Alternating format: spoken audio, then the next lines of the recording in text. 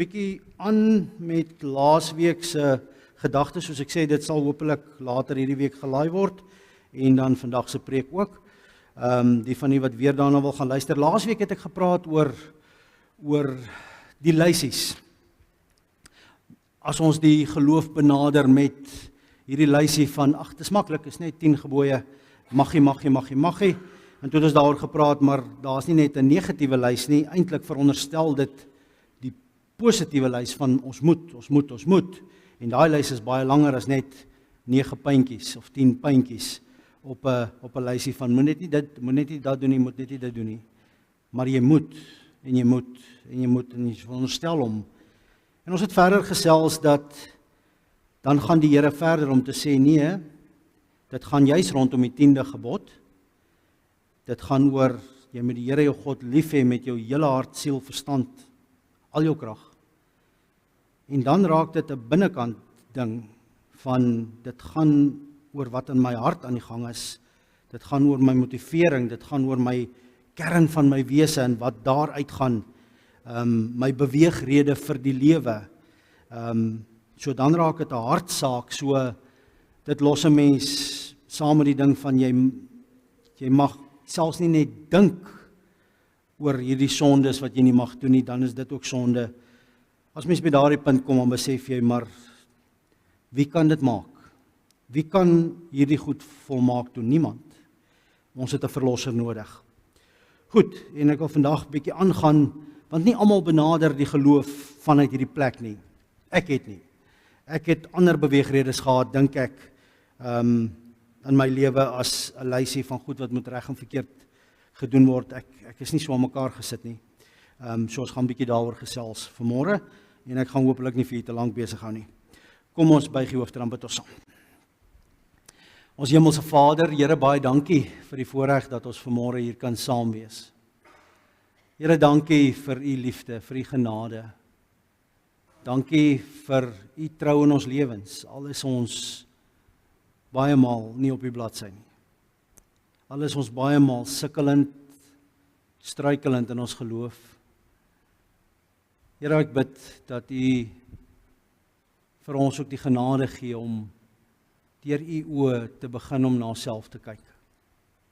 Ek bid dit in Jesus naam. Amen.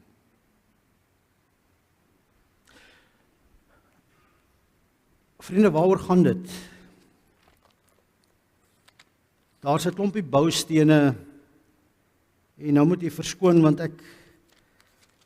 dit werk maar so as jy begin teologie swat en jy swat filosofie en jy probeer oor die lewe dink en dinge aan mekaar sit, dan bou mens vir jouself 'n leer. Jy bou vir jouself 'n klompie blokkies wat jy op mekaar sit om volgens te dink. En die volgende 3 verse is kernbelangrik in hoe ons oor geloof dink.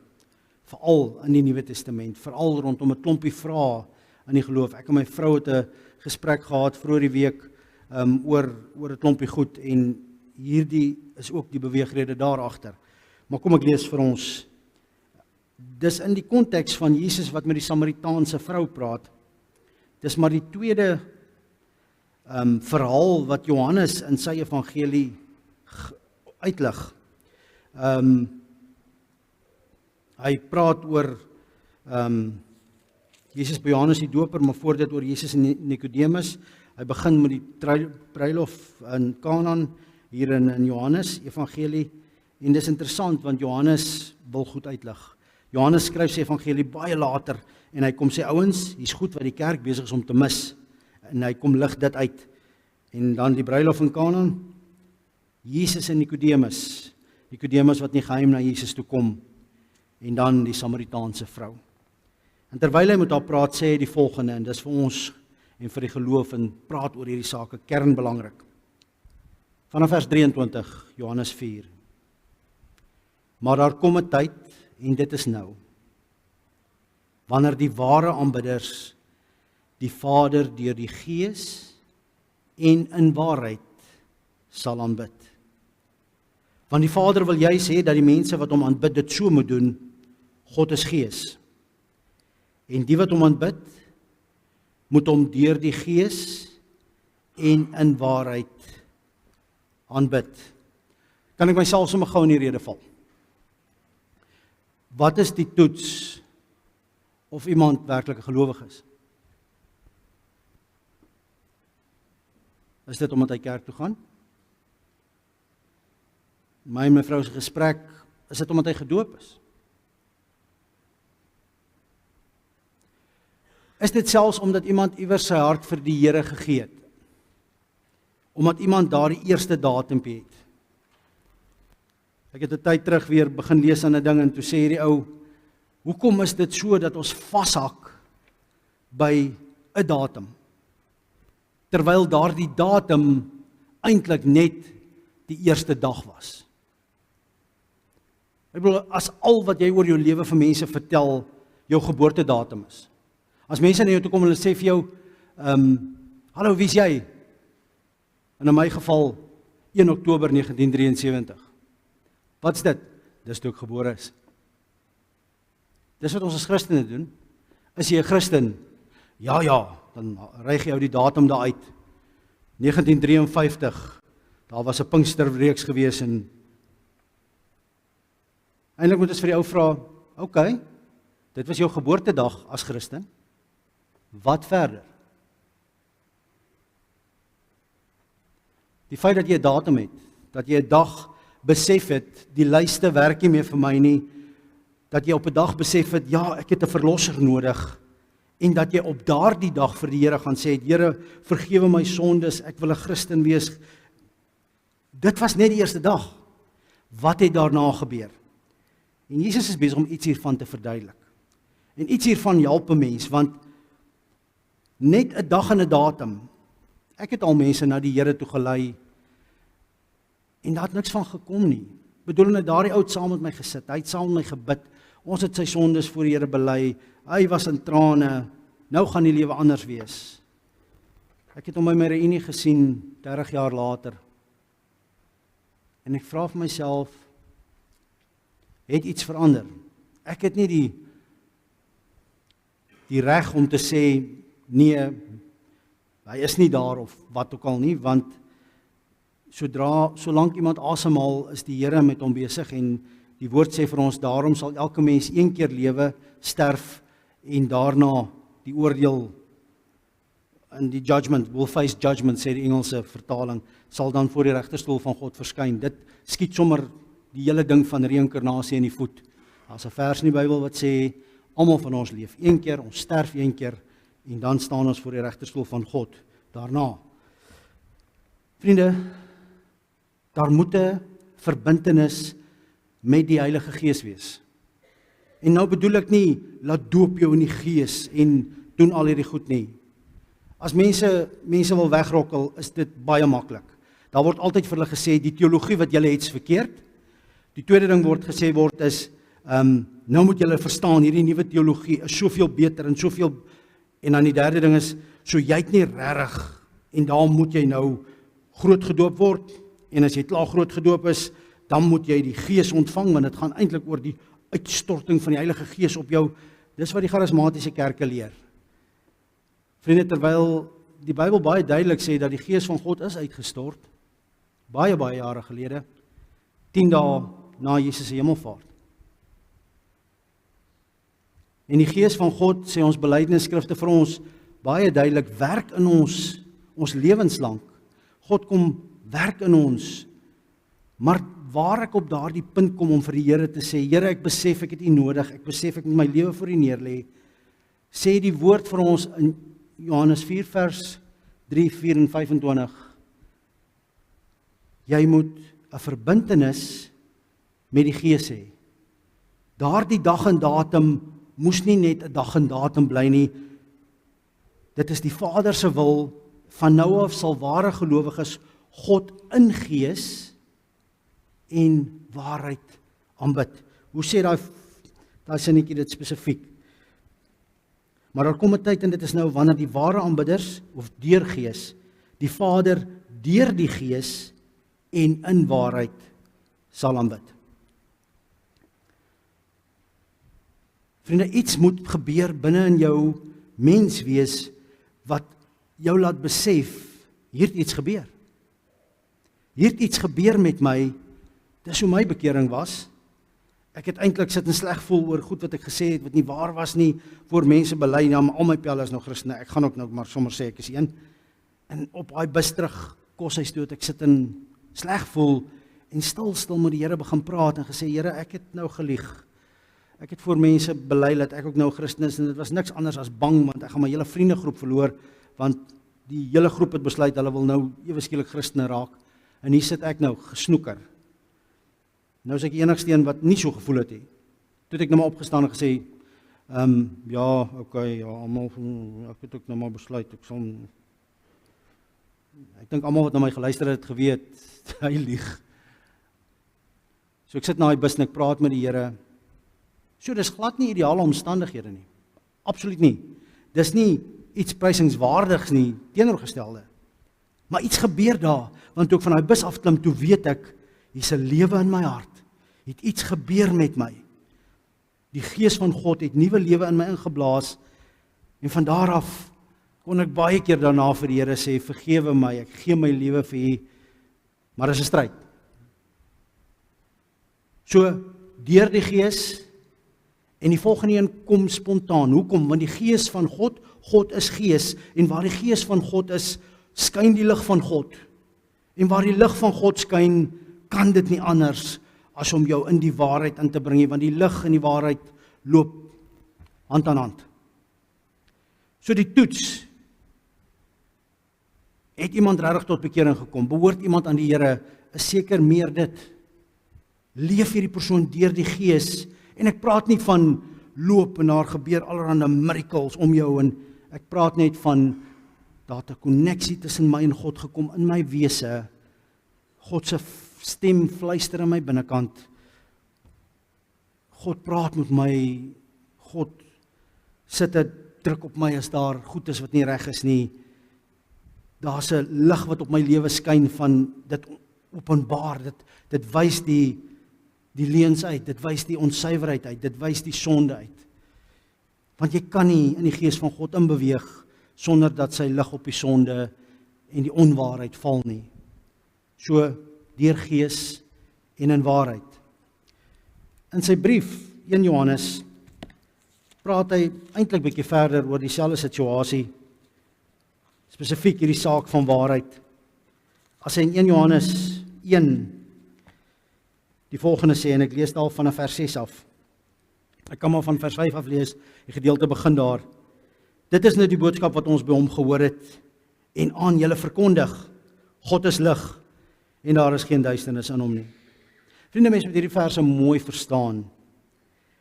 Wat hierdie verse hier sê is nie, dat as jy nog sukkel met sonde, genade, dan kan jy nie in God wees nie. Dis nie wat dit sê nie. Dit sê eintlik die leendeel. As jy sê jy's in God, maar niks het nog verander nie. Daar is niks waar die lig van God in jou lewe skyn en jou aankla en vir jou sê, en dan moet die vraagtekens kom. Hoekom? Want wat sê hierdie gedeelte? Jy moet al die redenasies bymekaar sit om die hele munt te kry. Dit is nou die boodskap wat ons gehoor het. God is lig, daar is geen duisternis in hom nie. As ons beweer dat ons aan hom deel het, en ons lewe in die duisternis, lieg ons en handel ons nie volgens die waarheid nie. Onthou, God is Gees, deur sy Gees en in die waarheid. Dis hoe God wil hê dat die ware aanbidders hom moet aanbid. Maar as ons in die lig lewe soos hy in die lig is, het ons met mekaar deel aan dieselfde gemeenskap. So hier bring die Here iets anders by. As jy hierdie pad begin stap en begin leef deur die Gees, sal daar ook 'n koinonia ontstaan, 'n gemeenskap met ander gelowiges, ander wat ook in die lig inbeweeg, en dis die ander toets. Baie keer ervaar 'n mens net 'n rapport met iemand. Jy besef net, dieselfde Gees klop in hierdie persoon as in my, en dan vermoed jy hierdie persoon is ook werklik 'n Christen. As ons beweer dat ons aan hom deel het, en ons lewe in die duisternis, lieg ons en handel ons nie volgens die waarheid nie, maar as ons in die lig lewe soos hy in die lig is, het ons met mekaar deel aan dieselfde gemeenskap, en reinig die bloed van Jesus, sy seun, ons van elke sonde. As ons in die lig lewe, reinig sy bloed ons van elke sonde. As ons beweer dat ons nie sonde het nie, bedrieg ons onsself. Wat staan hier? As ons beweer dat ons nie sondes gehad het nie. Nee. Present. Teenwoordige tyd. As ons in daardie lig begin beweer dat ons nie sonde het nie, lieg ons, bedrieg ons. Vriende, dis die sleg van Christen wees.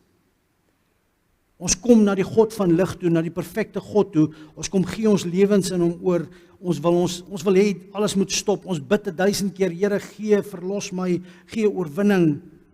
Jy gaan met sonde sukkel tot die dag van jou dood. Hierdie waarheid wys juis die gebrokenheid, die sondigheid. Maar as ons in die lig lewe soos hy in die lig is, het ons met mekaar deel aan dieselfde gemeenskap, as 'n klomp sondaars in die lig van Christus, en reinig die bloed van Jesus ons. Ons is skoon hier, nie oor wat ons doen en hoe ons is nie, maar omdat ons gereinig is deur sy bloed. Maar ons is nog nie daar nie. Ons word skoon gewas terwyl ons nog vuil is. As ons beweer dat ons nie sonde het nie, bedrieg ons onsself en is die waarheid nie in ons nie. Maar as ons sondes bely, hy is getrou en regverdig, hy vergewe ons sondes en reinig ons van alle ongeregtigheid, staan daar. Vriende, hierdie ding het vir my, ek dink, nêrens anders so diep getref, as juist toe ek die Enneagram begin doen het. Die Enneagram is 'n persoonlikheidstipe toets, is 'n ding wat vir jou help. Baie van julle het al Myers-Briggs gedoen. Myers-Briggs sê jy's 'n introvert of 'n extrovert, jy's intuïtief of jy's wat is die ander een? Ek kan nou nie onthou nie. Jy's judging of perceiving is die woorde wat gebruik word. Daar's so 'n klompie verskillende goed wat in 'n kombinasie van 4 in mekaar gesit word.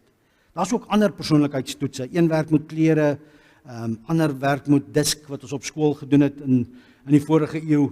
Het baie van ons disk gedoen, so persoonlikheidstipe, DI, S en C persoonlikheidstipes, en dan kon jy bietjie taal kry en bietjie greep kry op verskillende persoonlikheidskenmerke van mense en hoe mense sekere goed doen.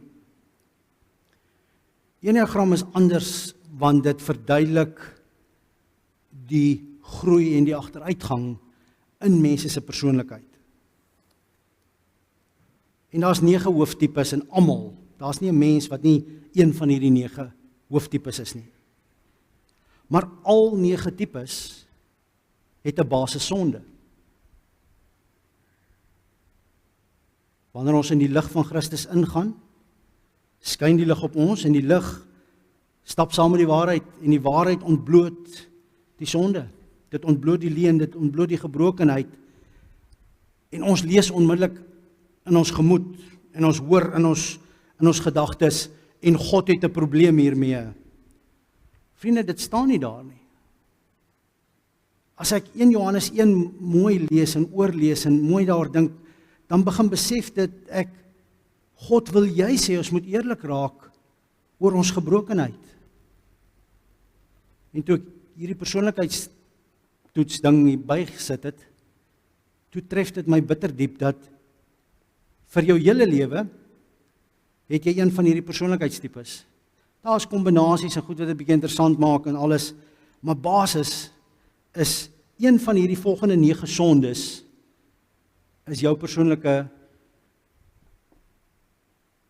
basissonde. Dis nie 'n basissonde soos jy like hom die meeste nie, jy haat hom die meeste. Want dis die ding waarmee jy sukkel en hy kos jou baie deur die loop van jou lewe. En as jy die Enneagram begin doen en jy raak vertroud met dit, sal ouens vir jou na 'n paar jaar sê, ek begin besef hoe my basissonde, hoe hierdie ding wat ek mee geprogrammeer is in 'n sekere sin, wat in my wese, in my grein ingeskryf, verweef is, hoe hierdie ding my kos. Dis ook jou grootste geskenk. Want as jy deur die bekering van dit kan werk, as jy deur die groei van dit kan gaan, dan gebeur hier 'n amazing ding, dat die ou wat juis met hierdie tipe sonde sukkel, bring juis dit wat die sonde is, se teenoorgestelde, na die tafel toe, as hy of sy op 'n goeie plek is, as hulle in bekering is, as daai persoonlikheidstipe die groei deurgemaak het wat hulle moes, en gesond genoeg geraak het. Die snaaks van dit is, elke keer wanneer ek een van die goed vir gaan noem, dan gaan dit juist die ou wees wat glad nie so lyk nie. Daar's party persoonlikheidstipes wat 'n onderliggende kwaad het. En as jy die ding begin verstaan en jy weet, jy ken sulke mense, dan's dit juist die mense wat nooit kwaad is nie. As hulle tussen ander mense is hulle altyd vriendelik, hulle is baie sensitief vir ordentlik wees met mense. Hulle is nie die ou wat instap en sê, vat my soos ek kom en klaar. Glad nie. Hulle gelag en hulle gesels en hulle het gewoonlik baie rapport met mense. Hulle is altyd vriendelik. Mense beskryf hulle so, maar hulle sukkel met 'n diep onderliggende ding, dat as hulle op 'n slegte plek kom, dan kom hierdie kwaad uit. As hulle op daai plek kom waar hulle half 'n robot oorgaan, want hulle is nou net te veel getaks en die lewe vat net nou te veel en die lewe druk hulle net te veel, dan kom daar 'n onderliggende kwaad uit. So, hierdie mense het onderliggende kwaad en hulle leef reeds in reaksie daarop, spesifiek met almal. Dit vertoon as 'n rustige en 'n kalm vriendelikheid. Maar as jy hulle leer ken en jy stap 'n pad met hulle en jy weet, hy of sy is nou op 'n slegte plek, dan is daar 'n onderliggende aggressie, kwaad, en is 'n diep ding. Dis 'n bangmaak ding in die sin van, as jy saam met hulle in daai donker gat afkyk, dan besef jy, hier is 'n diep kwaad, 'n diep ongelukkigheid wat so af en toe sy kop uitsteek, en dan word hy weer mooi gebere en diep gebere, en dan kan hulle self weer compose, is die Engelse woord, weer regryk en weer met almal vriendelik wees. Maar as hulle daar is, en bitter min mense sien dit, is gewoonlik nie die mense naby aan hulle. Daar's 'n ander tipe van mense wat graag vir ander mense gee, en hulle is die ou wat almal na toe kom om hulle stories te vertel, maar op 'n stadium as jy begin vra, maar weet julle enigiets van die ou? Dan sê almal, nee, ons weet niks van haar nie. Ons ken nie haar storie nie. Maar daai persoon bly gee en bly gee en bly gee, en hulle het onderliggende trots. Dis die laaste ding wat jy sal dink. Maar as jy hulle op hulle Evel Knievel beleef, dan kom amper 'n grynslaggie uit van, ek gee so baie vir mense. Hulle besef net nie, maar ek het hulle gekoop. Hulle weet nie, maar ek het hulle aan die kort hare. Hulle het my nodig. Jy sien daai tipe trots? Dis 'n lelike ding. En hulle steek dit weg, maar dis waarmee hulle sukkel. Daar's 'n klinginess as hulle op hierdie plek kom. Daar's 'n klewerigheid, daar's 'n vaslou, en dan raak hulle verontnigter, want hulle gee en gee en gee, en op 'n dag verwag hulle dat, omdat hulle so baie ingesit het, omdat hulle soveel vriendskap en goodwill gekoop het by al hulle vriende, en hierdie mense wat hulle harte kom uitstort, sal hierdie mense vandag, omdat ek op 'n sleg plek is, dit van my vat. En dan doen die lewe die teenoorgestelde, dan doen mense dit nie. Daai selfde mense wat dan so kom afpak by hierdie persoon, sê dan vir daai persoon, sorry man, ek het nie nou tyd nie, praat ander dag met jou, bye-bye. En die ander dag as hulle daar kom, dan het hulle ook nie weer tyd nie. Dan sit 'n ding van, hulle wil dadelik afpak, en as hierdie persoon, nee, jy kan nie afpak nie, ek moet vir jou, dis soos dit werk. Die derde persoonlikheidstipe is ouens wat wil sukses beleef. Hulle wil suksesvol lyk, hulle wil suksesvol wees. En die manier wat hulle doen is bedrog. Deceit is die Engelse woord. Hulle sonde is vanity. Hulle moet goed lyk, hulle moet goed vertoon, hulle moet goed oorkom. En dan is dit nie 'n probleem om 'n wit leentjie te vertel nie. Dis die probleem om maar te sê, ek het hom maar dit en dit gesê, net ter wille van, daar's 'n ander waarheid. As dit die volwaarheid is, sou ek sleg gelyk het, as ek die waarheid vertel het. Vriende, 'n geheim, om die waarheid in liefde te praat en te leef, is vrek moeilik. En dis skills wat ons hele lewe lank sukkel om aan te leer. Om werklik waarheid in liefde te praat en waarheid in liefde te leef. Baie mense het hierdie ding van, ek is maar reguit, want dis die goeie ding om te doen, dis die regte ding om te doen, ek praat die waarheid. Maar waarheid sonder liefde kan van die wreedste goed in hierdie lewe wees. Want dit is baie keer 'n halwe waarheid. Dit is baie keer 'n waarheid vanuit 'n sekere perspektief uit. Ja, en daar's waarheid in, maar dis nie die volle storie nie. En hierdie persoonlikheidstipe lieg. Hulle lieg oor wie hulle is. Eintlik daai persoonlikheidstipe ken hulle binnekant die minste van al die persoonlikheidstipes. Hulle het so geleer om in elke situasie te vra, hoe is 'n mens in hierdie situasie suksesvol? Sit daai mombakkie op, sit daai klere aan, lyk so. Hulle is besig met mense om die bos lei. Die interessante is daai persoonlikheidstipe die binnewerk begin doen het, dan is dit juis hulle wat 'n goddelike waarheid na die tafel toe bring. Wanneer hulle in die lig van Christus werklik transformeer, is dit daardie persoonlikheidstipe wat daarna, omdat hulle self deceivers was, misleiers was, ontwikkel hulle 'n innerlike integriteit rondom waarheid wat van God afkom. Dat hulle sê, nee, dis 'n halwe waarheid, praat die vol waarheid. Hier's die vol waarheid in goddelike liefde.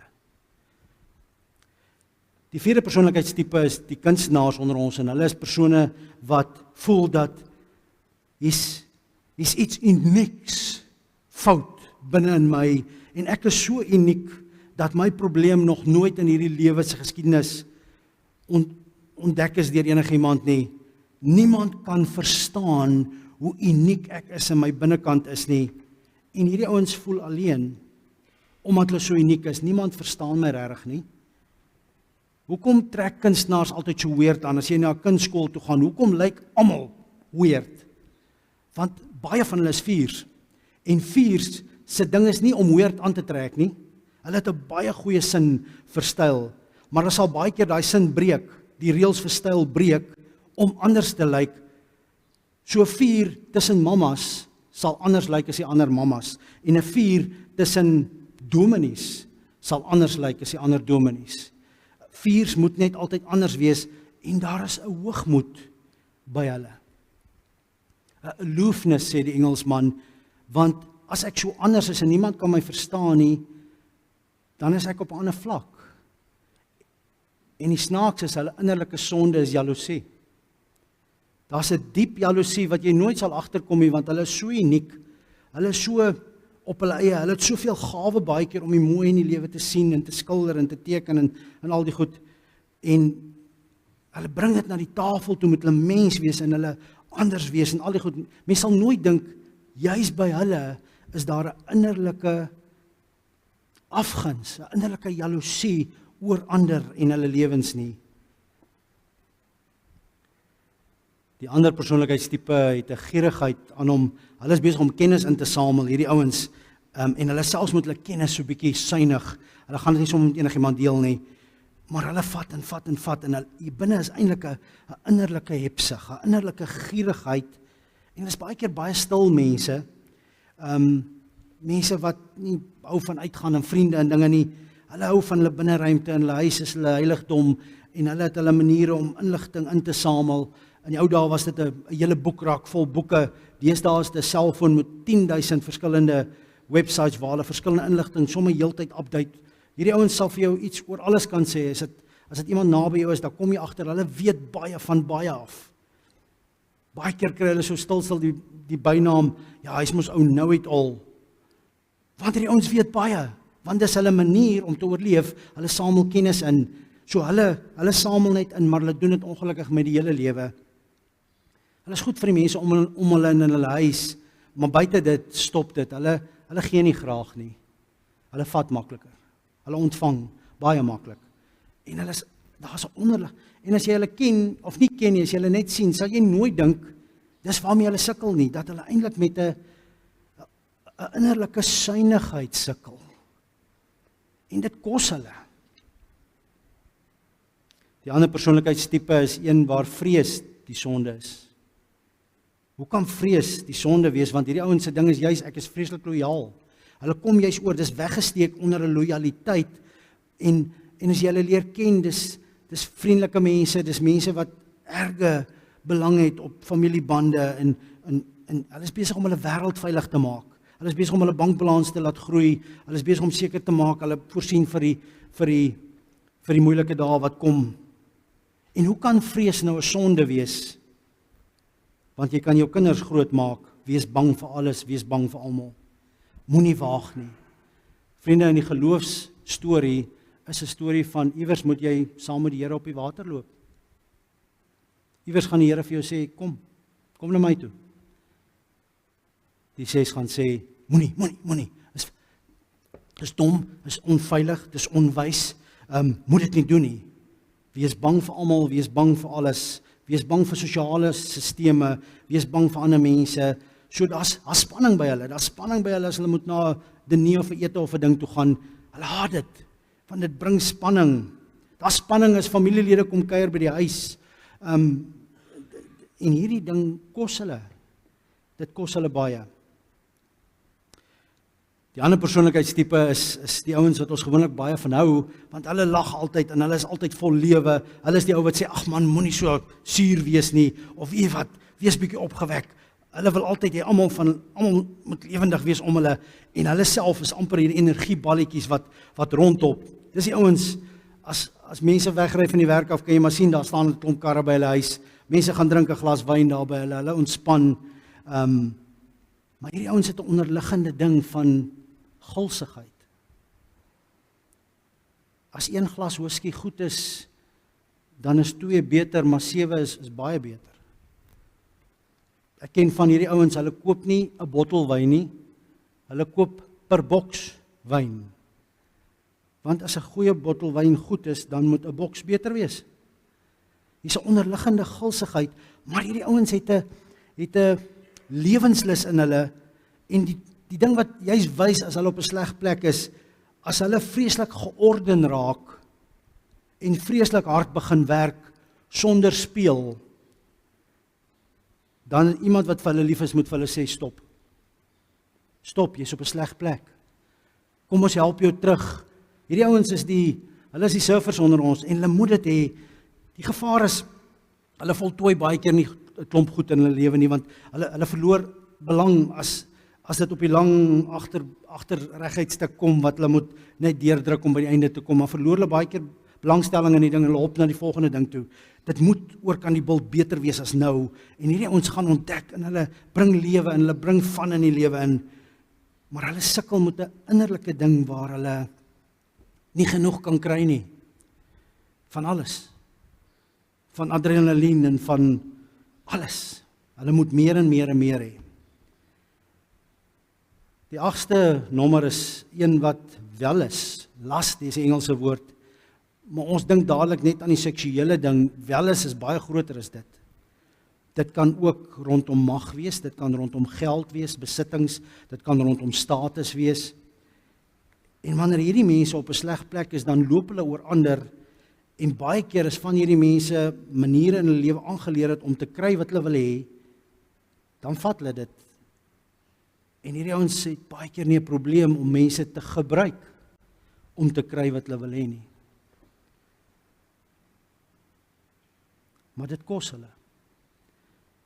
Dit kos hulle, want op die lang duur leef hulle in hierdie mindset en sukkel hulle met hierdie mindset die hele tyd, en kom hulle nie daarvan heeltemal los nie, terwyl as hulle in bekering ingaan, as hulle deur God se lig verander word, dan kom daar 'n onskuld by hulle. Bring hulle 'n goddelike onskuld, 'n goddelike eerlikheid, en kyk na die lewe, na die tafel toe, wat 'n geskenk is. Die laaste een het 'n luiheid aan hom. En hierdie ouens kom gewoonlik oor as baie rustig en baie happy-go-lucky, en die toets is baie keer, as jy begin uitvind watter persoonlikheidstipe is, ek vind dit baie keer snaaks, want ek sal baie keer met die huwelikspaartjies hierdie goed doen, voor hulle trou, as hulle wil 'n sessie of 2, en dan bars hulle op 'n stadium uit van die lag, as ek hieroor praat, en dan sê ek, die toets vir 'n 9, is gewoonlik, as die spanning baie raak, dan raak hulle al hoe stadiger. Dis of hulle in sloth mode ingaan, hulle gaan dit is of hulle amper begin stadig loop ook. En dan raak almal om hulle gefrustreerd, want jy moet nou 'n besluit neem, jy moet nou, en dan gaan hulle in hierdie slow-mo mode en dan bars die bruid of die bruidegom gewoonlik uit, want dan sê die ander een, dis jy, en dan sal jy sê, ja, is ek. Maar hierdie ouens het 'n innerlike krag in hulle om te weet, want hulle weet. Hulle het 'n innerlike kompas in hulle om te weet. Hulle sal baie keer na 'n storie sit en luister tot op 'n punt. Dan sê hulle, okay, is genoeg, jy hoef nie verder te praat nie, want dan weet hulle presies wat om te doen, en dan doen hulle dit. Van die ouens waarvan ek my hoed die meeste afval in die lewe is hierdie persoonlikheidstipe, want hulle vermag ontsettend baie in die lewe, as hulle eers oor daai ding kom, want daar kom tye wanneer hulle in 'n slegte plek ingaan, en dan kom hulle in die stadig in, en dan, die ander ding is, hulle luister vir niemand nie.